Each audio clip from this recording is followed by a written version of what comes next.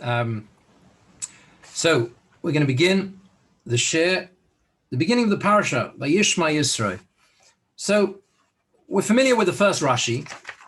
Rashi says, Mashmua Shamo Ba. What was the prompt that led Yisro to come to rejoin or to reunite Moshe Rabbeinu with his family? What did he hear? What prompted him to join them? Kriyas Yamsuf Melchemes Amalek, the splitting of the sea and the war against Amalek. But if you notice, there are two parashas in the Torah that begin with the external perspective, right, of an outsider reflecting, observing what has transpired to the Jewish people. And when you put the two together, the difference between them is very, very striking. So here you have Vayishma Yisro. Yisro hears everything that's transpired, and he realizes what has taken place, and he comes and he praises Hashem, and he says, Vayichad Yisro, and Yisro is celebrated and he rejoiced. Vayar Balak ben Sipor, right? Balak sees everything. Sees everything that Bnei Yisrael have did to the Emori, all the terrible things that have taken place. And he's terrified. And he's terrified. And the question therefore is, why the extreme difference in reaction between the two? Balak is terrified. What's going to be? What are they going to do to us? We're finished. This is awful. This is terrible. When it comes to Yisro, the entire opposite is the case. The exact opposite. He celebrates. He's happy. What's the difference between them? Now, the key, I think, lies in a medrash. The medrash is in Shmos Rabbah, and the medrash reads as follows: Vayishma Yisro, and Yisro listened. He heard. Shimu Dvar Hashem Beis Yaakov. The medrash brings a pasuk in Yirmiyah. Listen to the word of Hashem, the house of Yaakov. Hado Dichsev. This is what it means when it says brings another pasuk in Yeshayahu. Shimu, listen, uschinav shechem. When you listen, your souls will be rejuvenated. How cherished are the Jewish people that Hashem draws them in, literally means seduces them. He said to them, if a person falls off a roof, his entire body is damaged. So the doctor comes in, gives him a bandage on his head. He gives him a bandage on his feet, everything on his hands, everything else. All his limbs. So what happens is he is full of bandages. Ani eini kain, says Hashem. I'm not like that. There are 248 limbs in an individual. The ear is just one of those limbs. The Medrash says the whole body has done all sorts of things wrong, all sorts of averas. But what happens is, Hashem says, I've created you in such a way that your ear hears something, v'chol haguf mekabel chaim, and the whole body receives life through that one limb, the ear. When the ear hears something that speaks to it, that moves it, the whole guf is transformed, the whole body is transformed. V'chol haguf mekabel chaim. And that's what it means when it says in that pasuk in Yeshaya, Shimu, listen to the Torah, Schinav Shechem, and you will bring yourselves back to life. Lakach Omar, that's why it says, Shimu Dvar Hashem, listen to the word of Hashem, Beis Yaakov, the house of Yaakov. That's what it means, listen to the word of Hashem, the house of Yaakov. V'chein atamotze, continues the Medrash, so too you find the Yisro with Yisro. Sha'al yedei shmiya, through listening, through his listening, through that listening by Yishma Yisro, Shalidei Shmiya, Zocha L'chaim. That's how he merited life. Sheshamav and Iskaya, because he listened, he heard, and he converted, he came close to the Jewish people. Shnam, as the Pasuk says, Vayishma Yisro es kol asher asa lekim leMoshe Yisrael Amar. And Yisro heard everything that Hashem had done to Moshe and to the Bnei Yisrael. So this very, very beautiful medrash. This medrash which stresses the idea that the ear hears something and the whole body receives life as a result of that. What I think the Medrash is picking up on here, and although the Medrash doesn't refer to Balak, this seems to be the key difference. You see, Balak sees, the king of Moab sees, Vayar Balak. Balak sees everything that's transpired. Yisro doesn't see anything. Yisro hears. He hears what has happened. You see, the eye sees everything with a sense of immediacy. There's no filtering with the eye. That's how it is. The eye is the most incredible organ. But then we say, ain't shmir gedola kriya. There's not listening. The Gemara says is not as great as seeing something. But the pitfall is that when we see something, what we see with our eyes, we are so trusting of. We are so trusting. We're so sure that what we've seen, that it comes with a risk. And the risk is that we won't process it properly, that we won't internalize it properly, that we take it at face value. When we see something, we look at it and we say, I understand. I know exactly what's going on here because it's so visual, it's so powerful, it's so immediate. There's a beautiful story, which I told in the past, of the student of Talmud of Chelm, who's staying with his Rebbe in an inn. And they're staying in the same inn, but the Talmud has to get up very early in the morning and it's still very dark. So what he does is he can't really see what he's doing, but he picks up some clothes. He thinks he gets woken up by the innkeeper and he gets himself dressed and he goes to the train station and he gets to the train station and he sees himself at the train station. He sees himself in a mirror and he looks himself in a mirror and he sees himself wearing the long coat of his Rebbe, of the rabbi. And he looks at him and says, I can't believe it, he says. The innkeeper woke up the rabbi instead of me. And the immediacy of what we see means that we jump to conclusions. So the Talmud from Chelm thinks he is the rabbi. That's how it is.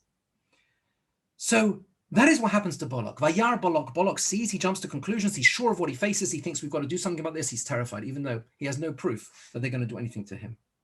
Yisro is different.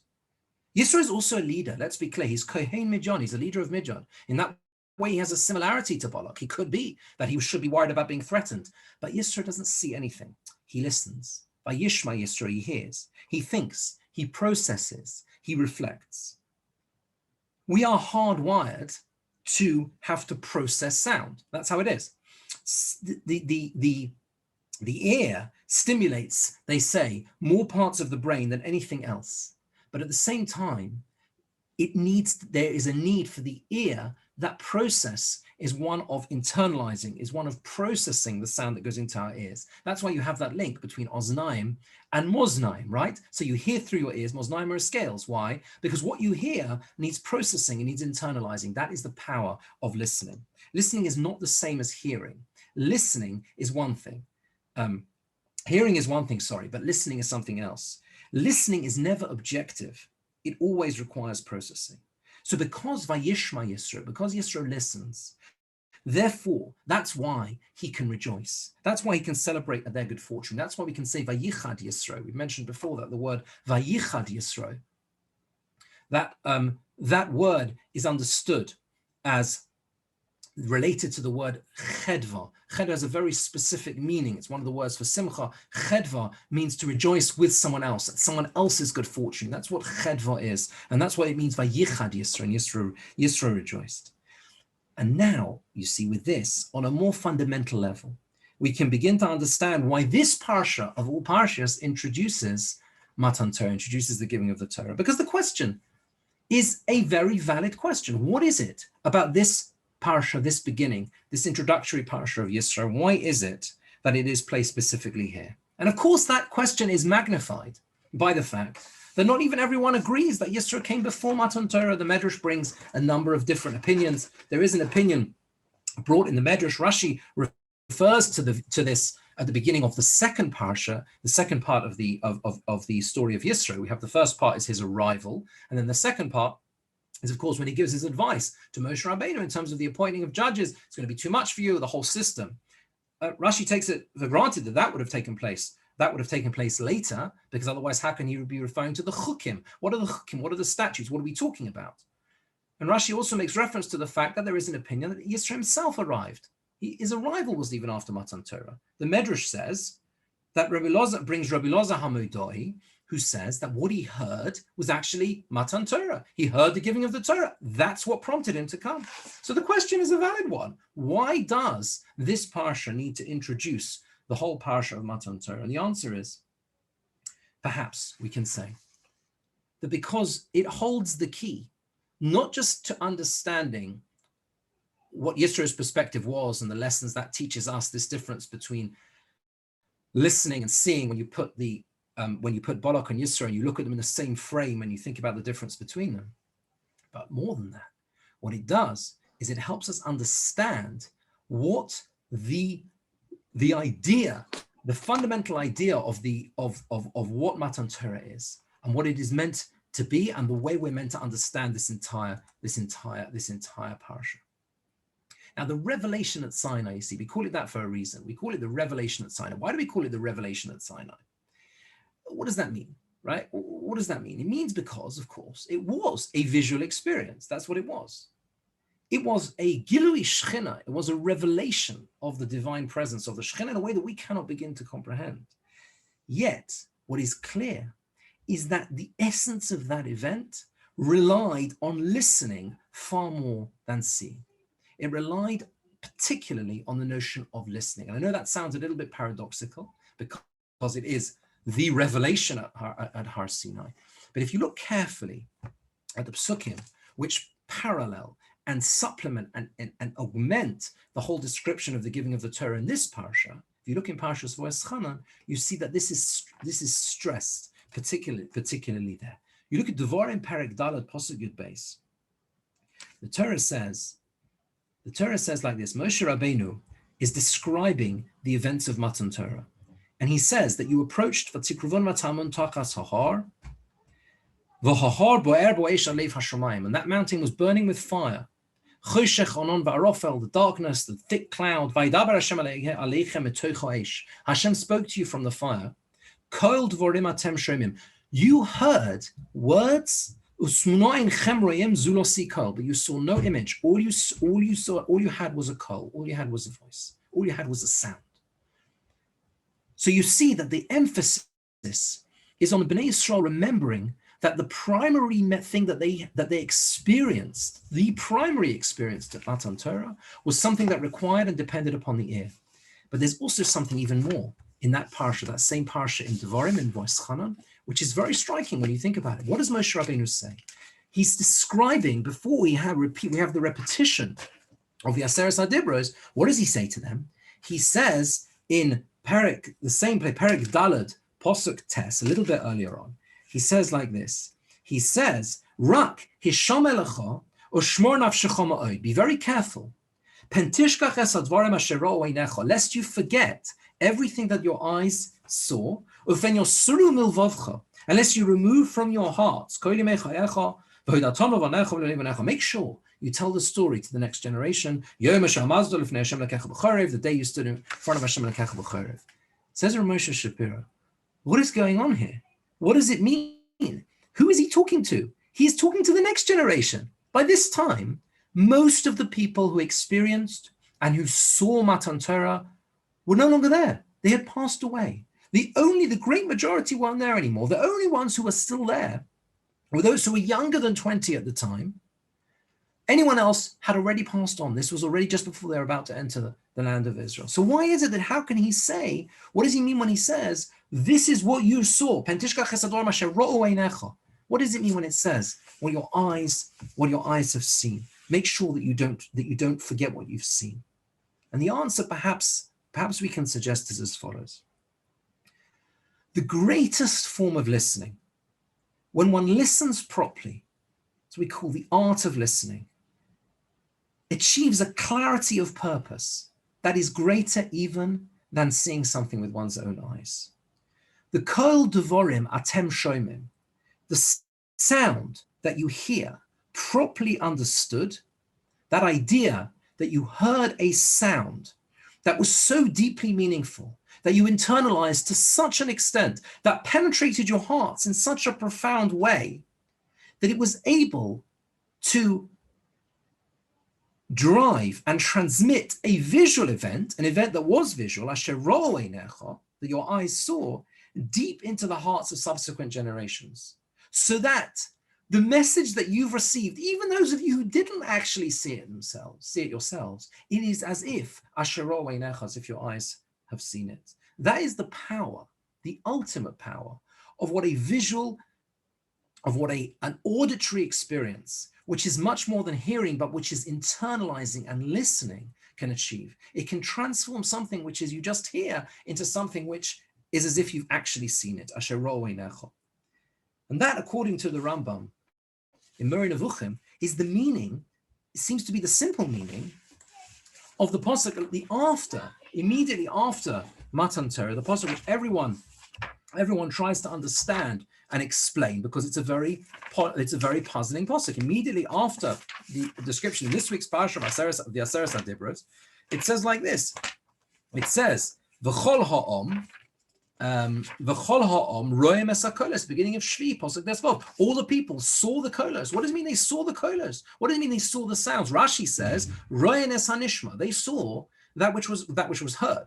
They saw that which was heard. It's impossible to see in another place. According to Rashi, this is something we cannot fathom. It's something which we can't get our heads around. They had the ability to see something which is only heard. That's what Rashi says. But the Rambam says in Moreh Nevuchim, he says that v'chol ha'om roem es hakolos, all the people saw the kolos means to be masig.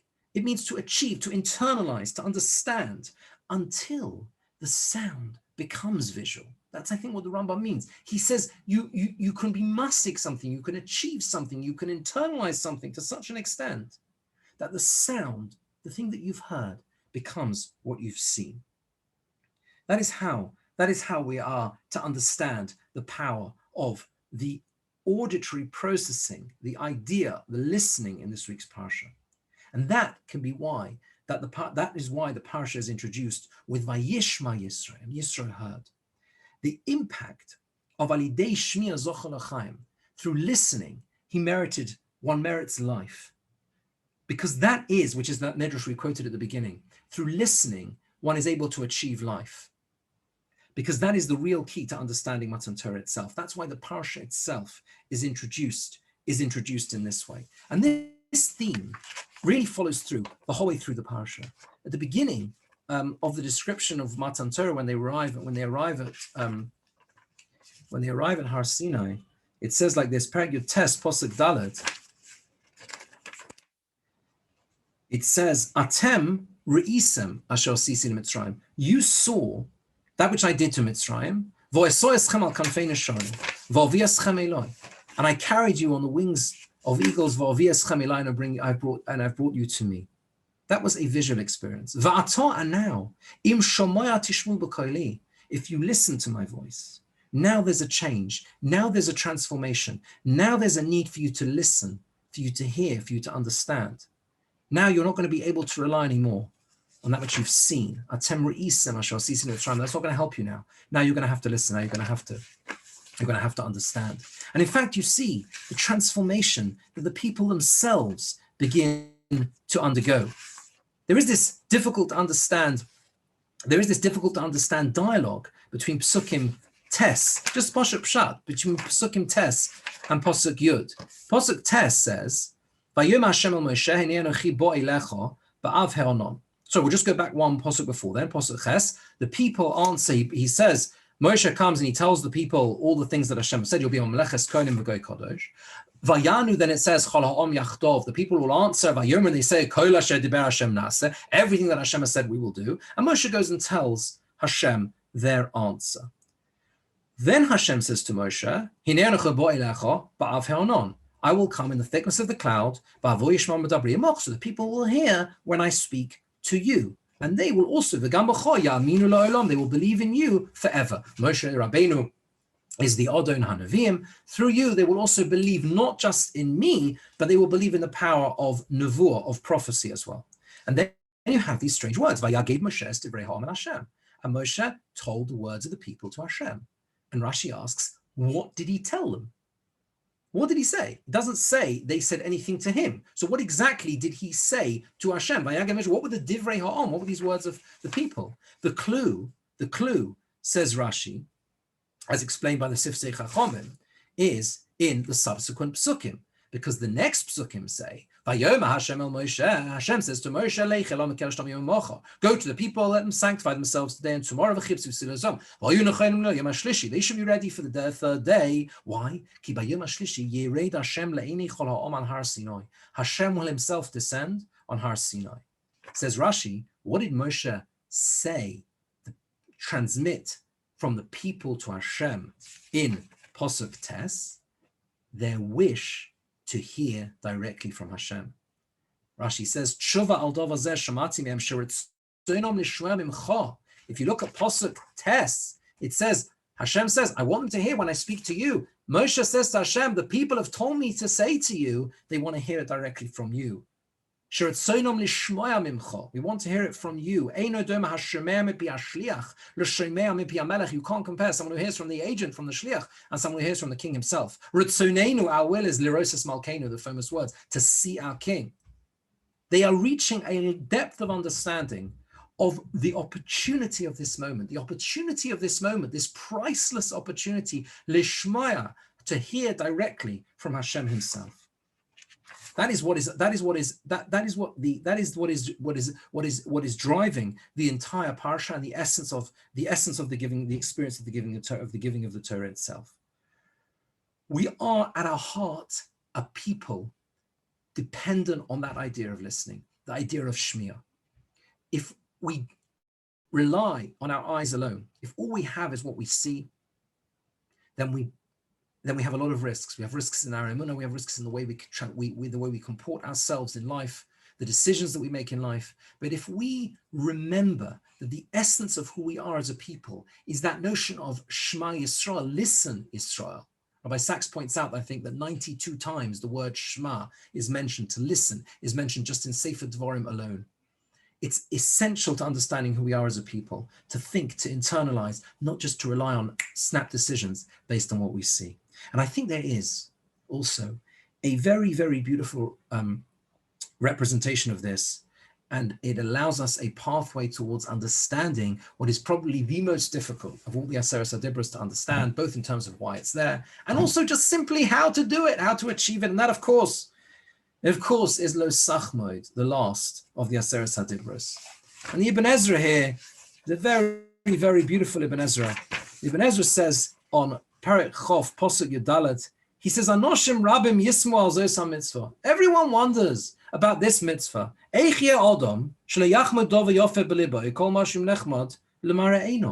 can you have anyone who doesn't sometimes want things that other people have?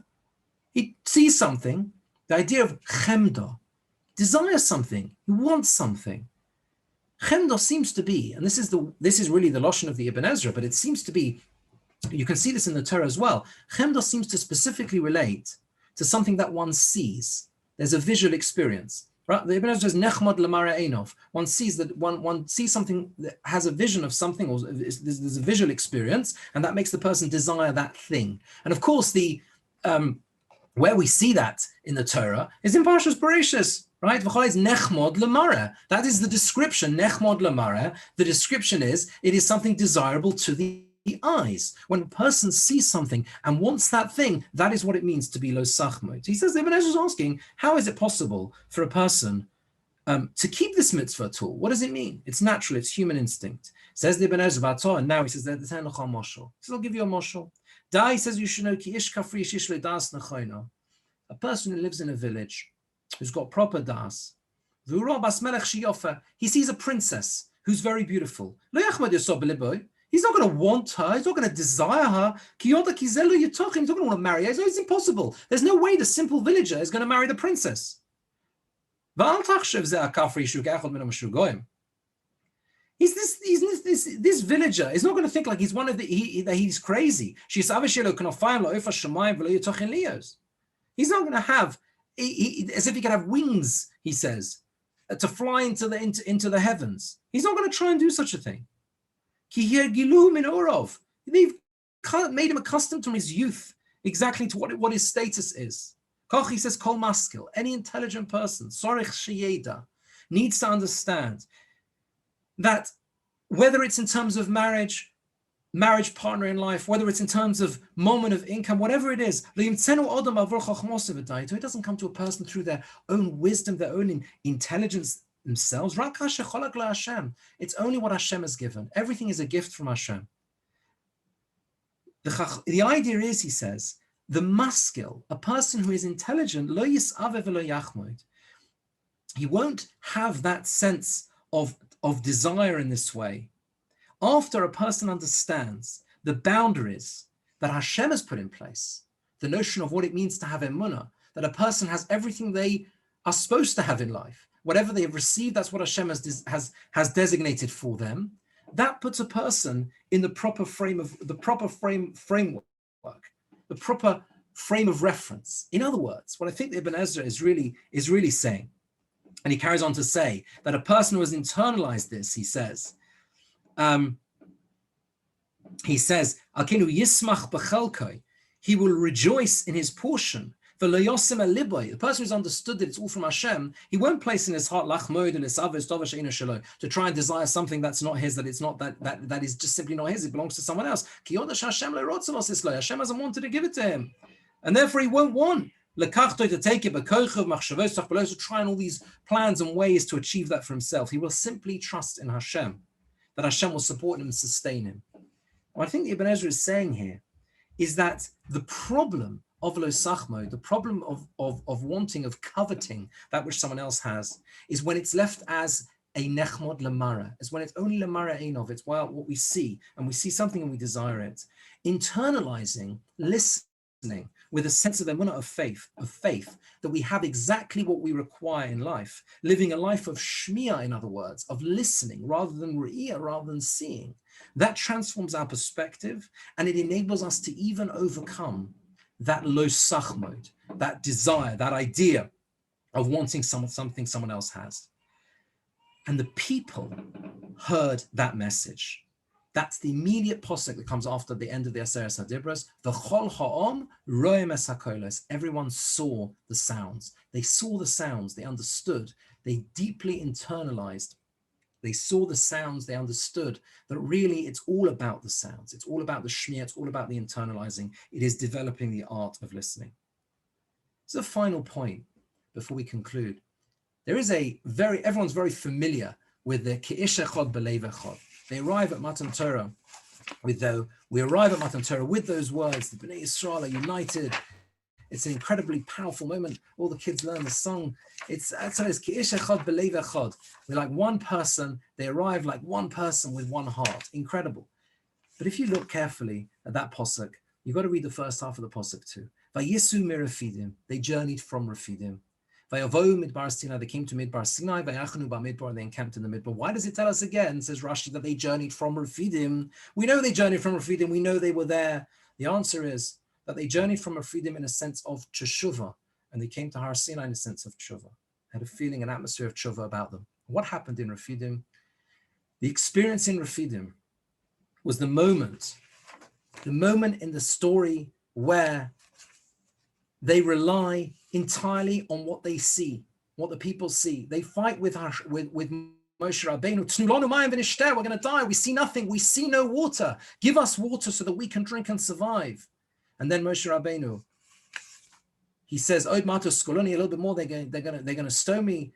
And Hashem says to him, "Take your stick and hit the rock, and water comes out, and the people drink." What is the basic problem of Refidim? The basic problem of Refidim is what transpires there is them saying, the people effectively saying, we rely on our eyes alone. We don't see any water. We don't see any water. And because we don't see any water, we're finished. There's no future. There's nothing else we can do. Rav Shlomo Wolbe says that we find different expressions in the Torah of various people either walking in front of Hashem, Avraham Avinu, they work with Hashem, in front, behind, but always with Hashem. The idea of being able to survive alone just on the basis of what we see without internalizing and reflecting on what it means to have a sense of emunah, a sense of faith, means that we'll have a problem in life. But when the people internalize the fact that Hashem is with them, that they may not see the water, but that the water is there under the surface, and that Hashem can bring it forth at any time. When they develop that sense of emunah, that by Yisu Mirafidim, they journey from Refidim, having learned that lesson, now they can be Ki'ish Echad B'Leiv Echad. Now they can come to Matan Torah, Ki'ish Echad B'Leiv Echad. They can come as one person with one heart, because now they've internalized something. Now they've internalized and learned that lesson, which is the main lesson of Lo Sachmod. There's no need to want what someone else has. Everyone is happy for others with what they have. because they know they have that sense of emunah, the idea that Hashem has given everyone what they need, Hashem gives every person what they need in life. That's how they arrive, K'ish echad b'lev echad. And the lesson ultimately that they continue learning throughout the whole process of Matan Torah is really that very lesson that we began with, the idea of Vayishma Yisro lessons. When you listen, when you develop the art of listening, when you develop the art of the sensitivity to thinking, reflecting, instead of jumping and wanting something because it's lemare einov, just because it's there, therefore I must have it immediately. When one develops that sensitivity, the art of listening, then one's potential is genuinely limitless, and one is able to really begin to absorb the lessons of the Torah itself. Thank you all, and I wish you a very good Shabbos. Thank you very much. Thank you. Pleasure. Thank you. Thank Good you Shabbos. so much. Shkoyach. Okay, good Shkoyach. Shabbos. Beautiful. Shkoyach.